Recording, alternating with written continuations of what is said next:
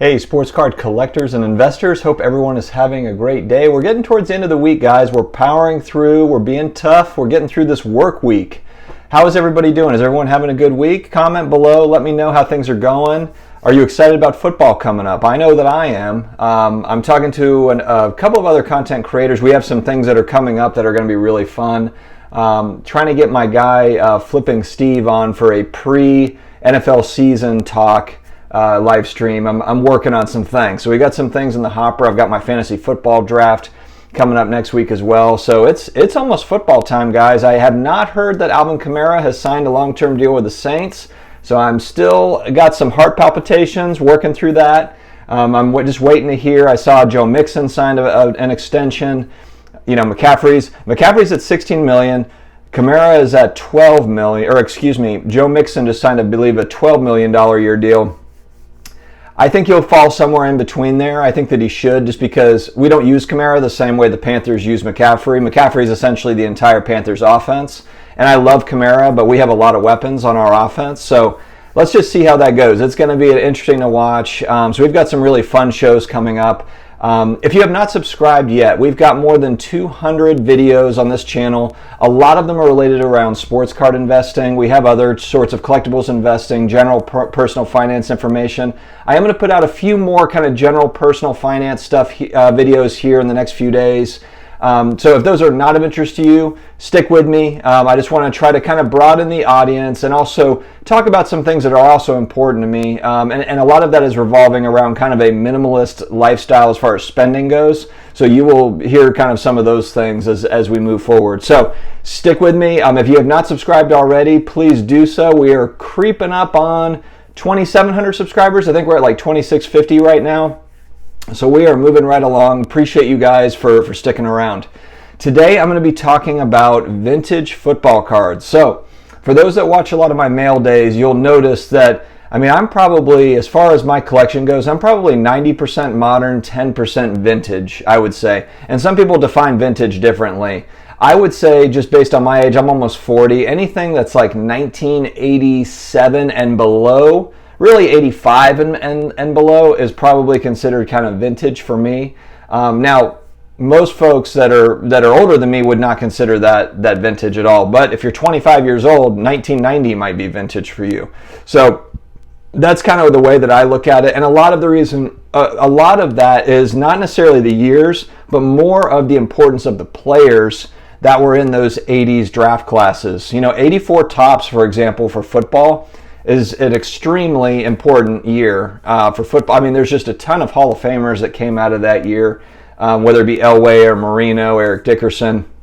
So, that's part of kind of my thinking. I have been picking up some more 70s football cards, which I've really been enjoying. And I should say this too, I've been focusing a lot on vintage football lately. So I know there's a lot of talk of vintage basketball in the community. I love vintage basketball. My issue has been more of just that pricing on vintage basketball has really, really shot up. And so for a lot of the players that I'm targeting, they're just outside of my range right now, unless I'm going to buy a very, very low grade, which I'd like to kind of hold out a little bit and see if there might be some opportunities down the road.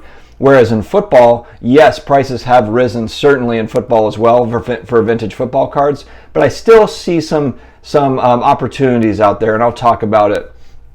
So, when I'm looking at vintage football cards now, I'm really thinking about, Hall of Fame players that had memorable careers that you would know by name if I mention them.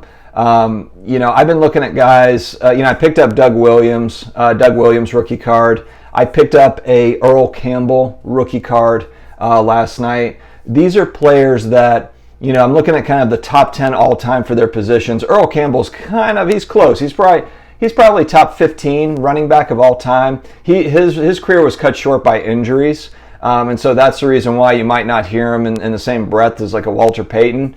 But for those that were around in that era that were watching Earl Campbell play, I was not one of them, but I've seen highlights. He was an absolute beast. And so I just enjoy. And then the other piece is when I'm buying a 1970s football card, and I'm buying graded, by the way, too, it's a piece of history that you're holding. I love how 70s football cards look. The oldest football card I have is a 1958 Topps Jim Brown rookie card, low grade, and I got it I got it actually 2 years ago. I got a PSA 3 for a very reasonable price. They've since gone up since then, but and that's just because I wanted to have it. It's an iconic card. It's kind of like that Bill Russell rookie card. It's just iconic. It's just a sweet looking card. When you're holding it, you're like, man, this is, not too many people have held one of these cards. And even though it's not a high PSA grade, I'm okay with that.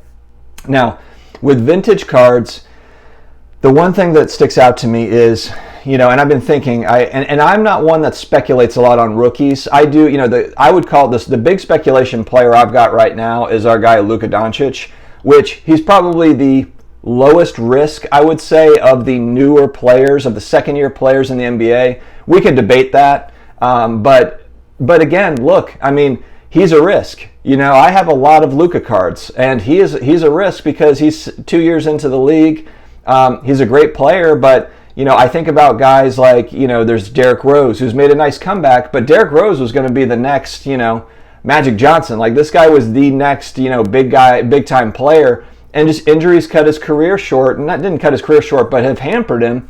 Bo Jackson in the NFL in 1989, Bo Jackson, he was everywhere. Bo knows everything. There's the commercials, the Bo knows commercials.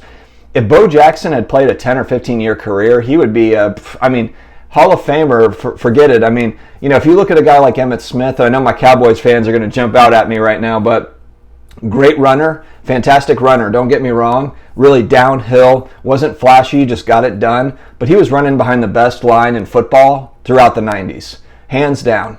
Leon Lett and the gang, those guys, if you go back and look at just highlights on YouTube of the Cowboys O-line in the 90s, especially their Super Bowl years, it was ridiculous, the holes that were opening up. I could have ran through those holes for probably 3 or 4 yards before I got annihilated. But the point is that Emmett was a great runner, had really great vision, but Barry Sanders never had a line like that. A lot of these guys, Bo Jackson certainly didn't, and Bo just didn't play long enough.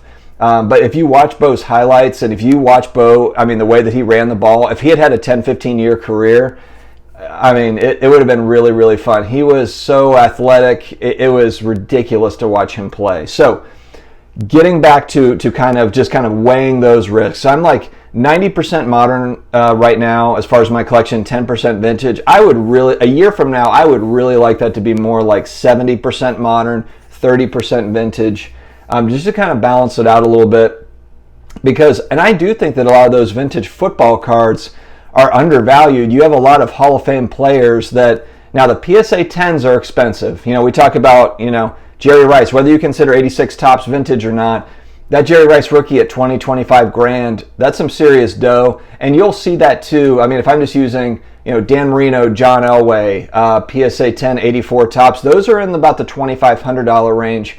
But again, $2,500 for a PSA 10 vintage card that's almost 40 years old, it's 35 years old. Some would say that's a good value. If you're on if you're a higher end collector, investor, some would say that's not really a bad deal, especially when the PSA 9, now I'm looking more in the PSA 9 range, that's more in my wheelhouse, because the PSA 9 of that card is $200 to $300, but they're far more common. They're not very, very common, the PSA 9s, but they're more common than the 10s. What you see with a lot of the vintage cards is you'll see, there's 100 PSA 10s, and then there's 1,500 PSA 9s. So there is a multiplier there as far as the price goes. But again, I'm okay with 1,500 PSA 9s, just because there's still not that many out there. And then I'm fairly confident that that pop report's not going to skyrocket on me.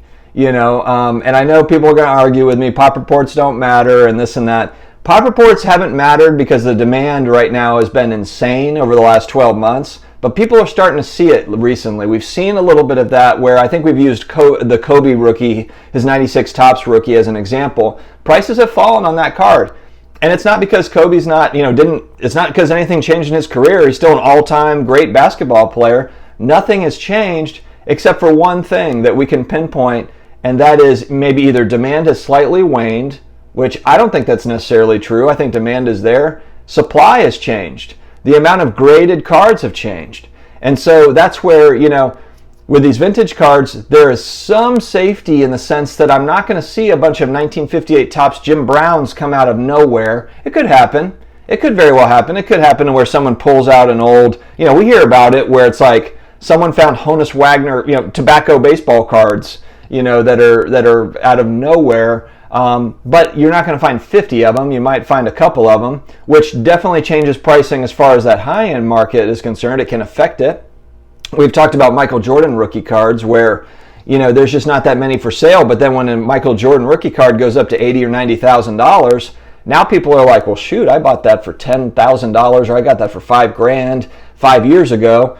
I'll sell it for 80, and so more of them hit the market. Supply goes up, prices come down typically, unless that demand's going to meet it. Which, what happens is it's people are bidding on something because of the scarcity, and then when they see another one pop up on auction, and then another one pop up on auction, then it's like, okay, well, I don't need to necessarily bid $100,000 here. Why don't I see where these go? So, and that's kind of what we see with a lot of these cards. So, with vintage, you have a little bit of protection there. They're not, the pops are very, very low, typically compared to a lot of the modern cards. And then also you're holding a piece of history. So I really appreciate that. I really like it. So vintage football has been kind of my focus, and it's been fun to look at. And I'm not even just looking at, quarterbacks, because I know with football cards, we're always talking about QBs. I'm looking at running backs, receivers. I'm looking at defensive players. I showed in a recent mail day a Lawrence Taylor rookie. I'm picking up. I bought a Bruce Smith rookie the other night. So there's guys that I'm focused on. Bruce Smith is the all-time sacks leader. There's not anybody that's close to him right now that's actively playing. That stuff it matters to me. So those are things that I want to diversify in. So I wanted to kind of get your thoughts too, guys. Are you big? Now I know I've got a lot of viewership that have been harping on me to buy more. Hey man, you need to be focused more on vintage. And at the time, I've been kind of like, what? I have to work up to these cards. I don't have the way that my funds are, the way my budget is. I have to kind of work up to those kind of buys. And there's been a lot more kind of volatility and opportunity that I've seen in the modern card market. Now we're kind of seeing it stabilize to some degree. And it makes me kind of think like, hey, what? I need to also rethink my strategy a little bit at times and diversify out into some vintage. So let me know what you guys think. Are you buying vintage? And whether it's baseball, football, basketball, soccer cards, talk to me about it. Or are you mainly focused on modern? Either way, I'd like to open up that conversation and see if there's any interest, see what, kind of the feedback is from you guys. So I appreciate you guys tuning in. Let me know your thoughts, and we will talk to you again soon. Take care, guys.